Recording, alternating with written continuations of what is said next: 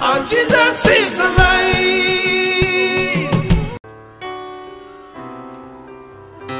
Buzibuki.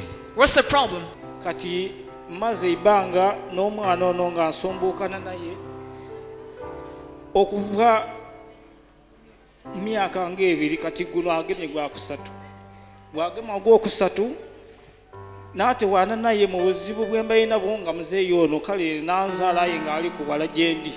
Ono ye taatawo. So he's your father? They have the same problem with the child and even the grandfather. Kati ketulaba omwana. Let us see the child. No, wait. Mubike. Just cover it. Ono ye jjajja. This is the grand. Sebo. Katonda ayagala kuyamba. God wants to help you. Ayagala kusumulula. He wants to set you free. Ono. This man, it hit him or inside and got paralyzed. He's just getting better, right? It's true. The doctors told you that because your child is okay.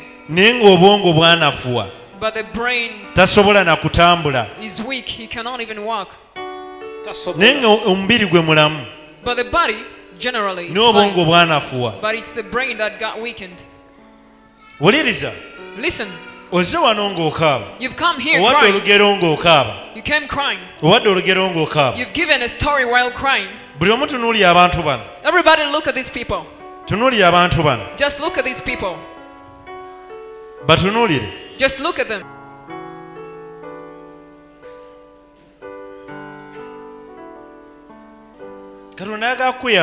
God wants to help you. Today is a Friday, right? He has brought a child in sorrow. Next Friday, when I step on that pulpit, the child will want to ask a question first. So I talk and the respond. Won't be any other but that girl. Glory to Jesus. Hallelujah.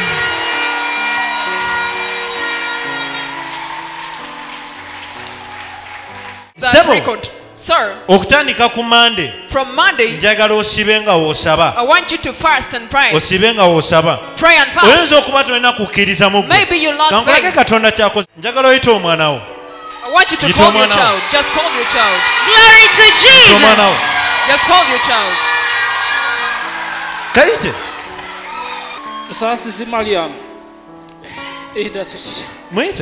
Just call.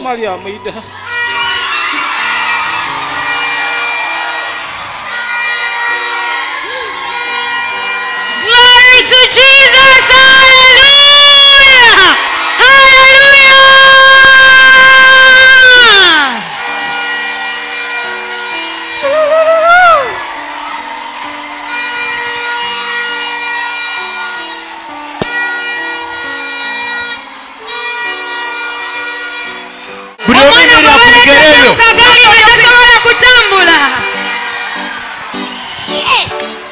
Yes.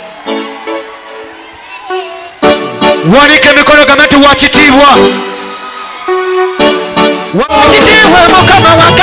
Wakitiibwa Katonda wakaala wakitiibwa.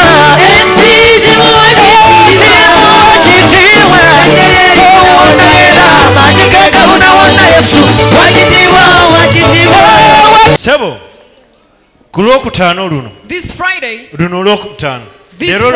Today is Friday. Omuntu gwenyaga okwogera naye ekigambo okusooka. Era bwe ndaba nga ninnya katuuti njagala omundeeteraawo njaga kwogera naye ye mwana oyo. Mu kusooka we nkigambye tobadde nakukkiriza naye Katonda kamutambuza ku lwokutaano singa onnyamba n'osiiba nga w'osaba okuva ku Monday paka lwakutaano ogenda kujja wano ng'omwana oyo ali bulungi. Kati ye taata wuliriza taata ogenda mundeetera ku lwokubiri mu counseling njaga kwogerako naye nina bye njagala omubuuza era ojja genda omunnyonnyole tofa egenda mukama bawomukisa kano temukeetaaga kano ko temukeetaaga